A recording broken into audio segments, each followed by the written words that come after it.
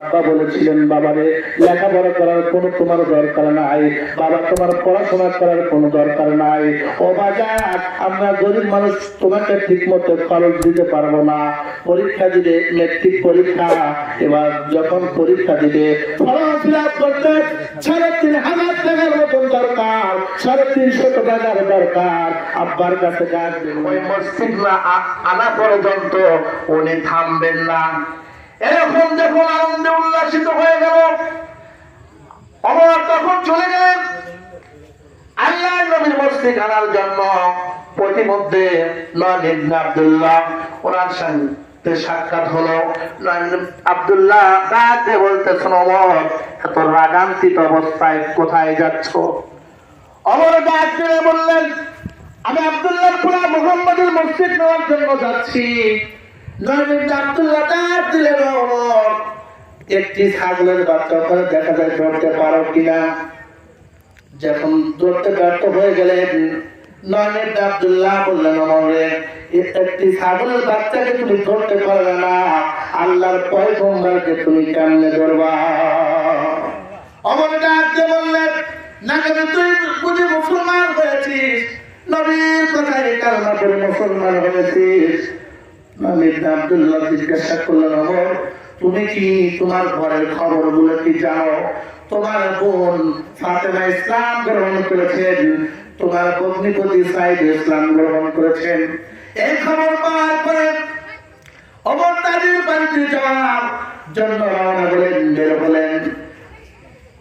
যেবার মাগরিবের সময় তার বোন এবং তার ভগ্নিপতি কোরআন পড়তেছিলেন, ওমরের আওয়াজ শুনে কোরআন বন্ধ করে নিজেকে আড়াল করলেন। এবার ওমর বলল, ফাতেমা তোমরা কি পড়তেছিলাম? আমরা দাও। আমরা কিছুই করতেছিলাম না। এরকম অবস্থায় যখন কোরআন শুরু করলেন, ফাতেমার শরীর থেকে রক্ত বের হয়ে গেল। ওমর একটু মনটা নরম হয়ে গেল। নিজের তো বোন রক্ত যখন বের হলো, ফাতেমা ডাক দিয়ে বললেন, ভাই যতই মারেন না কেন, আমি যে আল্লাহর পয়গম্বরের হাতে কালমা পড়ে মুসলমান হয়েছি, জীবন দিতে পারি, আমরা এই কারণে কখনো ছাড়তে পারি না। সুবহানাল্লাহ কইছেন।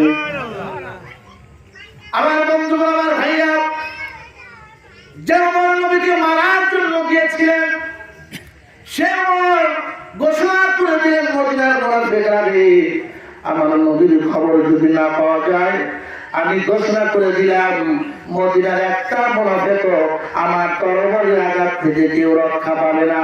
মুনাফিকরা আসলে জানে না নবী কোথায় গিয়েছেন। ওরা চিন্তিত হয়ে গেল, কারণ খাত্তাবের সন্তান ওমরের ঘোষণা যে ওমর ইসলাম গ্রহণ করার সাথে সাথে নামাজ প্রকাশ্যে চালু হয়েছে কি হয় নাই। যে ঘোষণা করে দেওয়ার পরে মুনাফিকরা চিন্তিত হয়ে গেলেন, আমার নবীর খবর তো তারা জানে না। হযরত আবু বকর ডাক দিলেন, ভাই ওমর এমন পাগলামি করবেন না, ভাইজান বেশি পাগলামি করবেন না, আমরা একটা দল গঠন করি, আল্লাহর পয়গম্বরকে তালাশ করার জন্য আমরা বের হয়ে যাই। আমার নবীজিকে তালাশ করার জন্য দল গঠন করার পরে হযরত ওমর, হযরত আবু বকর এক দল আছেন। যাইতে যাইতে মদিনা থেকে ৩ কিলোমিটার দূরে জায়গার নাম হলো জাবালে সালাত পাহাড়। এখানে ৪খানা মসজিদ আছে। এবার এই পাহাড়ে উপনীত হবার পর লক্ষ্য করে দেখলেন রাখালেরা তাদের দুম্বাগুলো উটগুলো খাওয়াচ্ছে। হযরত ওমর ডাক দিলেন, রাখালেরা আমার নবীর খবর কি তোমরা জানো? আমার নবীর খবর কি তোমরা জানো? রাখাল ডাক দিয়ে বললেন, ও ভাই আপনাদের চিনি না জানি না, কিন্তু একজন মানুষ সেই পাহাড়ের ৩ দিন ধরে আছে, আমাদের জানোয়ার গুলো খানা পিনা বন্ধ করে দিচ্ছে, আর মুখে কখনো গাছ খায় না। আমরা তো হতাশ হয়ে গেছি, এই লোকটাকে আপনারা নিয়ে যান। হযরত আবু বকর বুঝতে বাকি নাই। হযরত আবু বকর বললেন, ভাই ওমর, যে নবীর জন্য খানা পিনা বন্ধ করে দিতে পারে, আমার নবী ছাড়া আর কেউ হতে পারে না। আমার নবী ছাড়া কেউ হবে না। যে জানোয়ার গুলো, দুম্বা গুলো, উট গুলো খানা পিনা বন্ধ করে দিচ্ছে, হযরত ওমর, হযরত আবু বকর যখন পাহাড়ের উপর উপনীত হবার পর আমার পয়গম্বর সিজদায় পড়ে ইয়া হাবলি উম্মতি বলে কাঁদতেছে। সুবহানাল্লাহ। এমন নবী পেয়েছেন যে নবী কিয়ামতের ময়দানে, হাসরের ময়দানে যে নবী সিজদায় পড়ে কাঁদবেন, কান্না করবেন, আল্লাহ বলবেন জিবরিল যা আমার বন্ধু কেন কাঁদে, আমার বন্ধু কেন কাঁদে, আমার বন্ধুর চোখে কেন পানি, জিবরিল যা যা আমার বন্ধুর তুমি বলে দাও। আল্লাহর পয়গম্বরের কাছে জিবরিল আসেন, আসসালামু আলাইকুম ইয়া রাসূলুল্লাহ, আপনি কেন কাঁদেন? আপনার হাউজে কাউসার দিয়েছি, মাকামে ইব্রাহিম আল্লাহ পাক দান করেছেন, তবুও কেন কাঁদেন? আল্লাহর পয়গম্বর বলেন জিবরিল আমি হাউজে কাউসার চাই না, মাকামে ইব্রাহিম চাই না, আমি চাই আমার উম্মতের মুক্তি। আমার একটা উম্মত যদি জাহান্নামে যায়, আমি নবী জান্নাতের ভিতর প্রবেশ করব না। আমার নবী মায়ের নবী রহমাতুল লিল আলামিন একটা উম্মত যদি জাহান্নামে যায়, নবী কখনো জান্নাতের ভিতর প্রবেশ করবেন না। আম্মা জানা আয়েশা সিদ্দিকা রাদিয়াল্লাহু তাআলা আনহা জিজ্ঞাসা করেছিলেন, ইয়া রাসূলুল্লাহ ইয়া হাবিবাল্লাহ, আপনি কিয়ামতের ময়দানে আপনার নূরে মুহাম্মাদীদেরকে কিভাবে চিনবেন?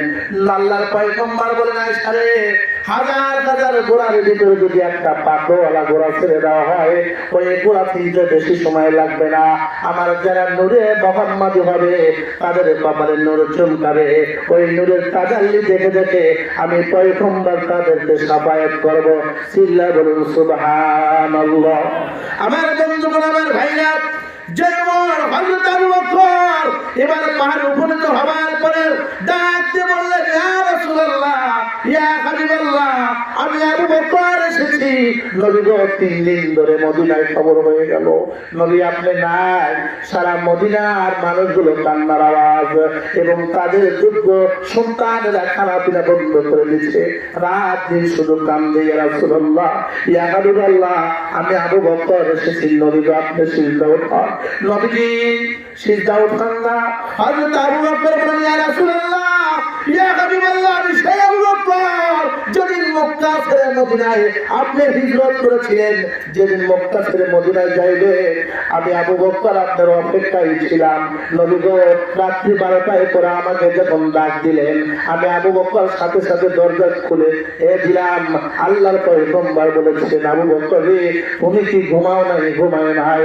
আবু বকর জবাব দিয়েছিলেন, ইয়া রাসূলুল্লাহ ইয়া হাবিবাল্লাহ, আপনি যেদিন বলেছিলেন ও আবু বকর কোন দিয়ে যেন মক্কা ছেড়ে মদিনায় যাইতে হয়, নবী গো, ওই দিন পর্যন্ত আমি আবু বকর বিছানায় পিঠ লাগাইনি। আপনার অপেক্ষায় ছিলাম নবী গো, আপনার হিজরতের সঙ্গী ছিলাম, আপনার সফর সঙ্গী ছিলাম। নবী গো, আমার মেয়েকে যখন কাফিররা চর মেরে দিয়েছিল, কান্নার আওয়াজ আমার কানের ভিতর প্রবেশ করলো, নবী গো, ওই সময় আমি বলেছিলাম, নবী গো, এই মুহূর্তে বুঝি আমার কন্যাকে চর মেরে দিচ্ছে, আমার কান্নার আওয়াজ শুনতে পেলাম। আল্লাহর পয়গম্বর বলেছিলেন, আবু বকর তাহলে কি তুমি যাইবা? আমি সেদিনও বলেছিলাম, ইয়া রাসূলুল্লাহ, আমার হাজার হাজার মেয়েকে যদি তারা মারে ফেলে, আমি আবু বকর আল্লাহর পয়গম্বর ছেড়ে কোথায় যাইতে পারি না। নবী গো, আমি ঘোষণা করে দিলাম, আমার জিন্দেগিতে আমার হায়াতে যত ইবাদত করেছি, আমার বন্দী করেছি, ও সব ইবাদত গুলো আপনার উম্মতের জন্য দান করে দিলাম। চিল্লায়ে বলুন মারহাবা।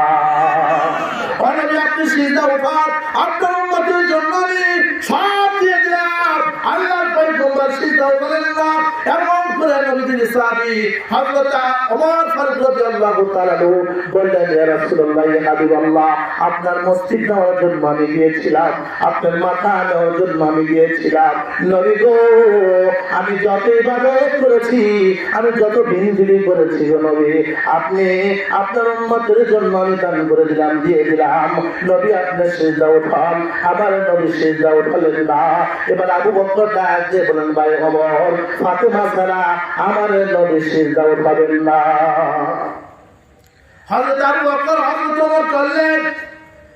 মদিনায় ফিরে যাওয়ার পরে ফাতেমার দিকে চলে গেলেন। যাওয়ার পরে হযরত ফাতেমা রাদিয়াল্লাহু তাআলা আনহাকে ডাক দিলেন, ফাতেমা রে, আয় আয়, আমার নবীর খবর পাওয়া গেছে। আবু বকর কান্দে, বড় কান্দে। হযরত ফাতেমা এই দৃশ্যখানা দেখে ফাতেমা ডাকতে বললেন, ও নবীর সাহাবী ওমর, ও নবীর সাহাবী আবু বকর, আমার বুঝার বাকি নাই, আমার আব্বা বুঝি আর দুনিয়ার ভিতরে বেঁচে নাই। ও নবীর সাহাবীরা খবর কি? আবার নবী কোথায়? হযরত আবু বকর ডাকলেন, ও ফাতেমা, নবী সারা, আপনি সারা, হাসান সারা, হুসাইন সারা কখনো আমার পয়গম্বর সিজদা উঠাবেন না। হযরত ফাতেমা রাদিয়াল্লাহু তাআলা আনহা, হযরত হাসান রাদিয়াল্লাহু তাআলা আনহু, হযরত হুসাইন রাদিয়াল্লাহু তাআলা আনহু তখন তারা অগ্রসর হলেন। ওই পারে বনতে হওয়ার পরে হযরত ফাতেমা ডাকতে বললেন, ইয়া রাসূলুল্লাহ, ইয়া হাবিবাল্লাহ, আমি আপনার নিয়ে আপনি যখন কোথাও বের হয়ে যান, আপনি আমাকে মা বলে ডেকেছেন, আপনি আমাকে না বলে কোথাও যাইতেন না, আপনি কোথাও যাইতেন না। নবী গো, আপনার উম্মতের জন্য আমার হোসাইন আর হাসানকে দান করে দিলাম, সিল্লা বলুন মারহাবা। তাহলে এমন আমার নবী সিজদা উঠালেন। মুসলমান ভাইরা, আমাদের সেই নবী, যেই নবী কান্দে কান্দে কেন্দে কেন্দে তার চোখের পানি এখনো মদিনাতুল মুনাওয়ারায় ওই সবুজ গম্বুজের কাদাতে পরিণত হয়ে গেছে। ওই নবীর মহব্বতের তো দাঁড়িয়ে জানলে ভাই, দুনিয়ায় কিছুই নিয়ে যাবেন না, এমন একটা জায়গায় আপনার যাইতে হবে। আরে মা চলে গেছে, আব্বা চলে গেছে, কেউ কি আর আছে জোর কম? কেউ বেশি নাই। আরে সেই নবীর মহব্বত আমি দেখতে চাই। 10,000 টাকা দেওয়ার মতন এখানে কিন্তু মানুষ আছে। গত বছর হয়েছিল, আল্লাহ আমি একটা মানুষকে দেখতে চাই 10,000 টাকা দেওয়ার মতন, এবং কেউ আছেন কিনা একটু দাঁড়িয়ে যান। ওই নবী মহব্বতের কারণে, ওই নবীকে ভালোবাসার কারণে সাহাবায়ে কেরাম যদি নবীর জন্য জীবন দিতে পারে, এ মুসলমান তোমাদের অর্থ দিতে কি তোমরা পারো না? আজকে ফিলিস্তিনের মুসলমান, আফগানের মুসলমান, একটাই অপরাধ, তারা যদি ইচ্ছা করতো আল্লাহ এবং রাসূলের পথ ছেড়ে অন্য ধর্ম অবলম্বন করতে পারত, কিন্তু তারা জীবন দিতে রাজি আছে, আল্লাহ এবং রাসূলের কালমা ছাড়তে রাজি নাই। জোরে জোরে বলুন ঠিক কিনা? আজকে ফিলিস্তিনের অবস্থা দেখেন। ও সোনার বন্ধুগণ, আমার ভাইরা, আমি পা হাতে বলে যাই, কত মানুষ অন্ধকার কবরে চলে গেছে, যারা গত বছর ছিল আজকে আমাদের মাঝে নাই। হায়াতের জিন্দেগিতে আগামীতে আমরা নাও থাকতে পারি। একটু মনটা নরম করে দেন। ওই মা বাবা যার কবরে আছে রে ভাই, আপনার একদিন যাইতে হবে।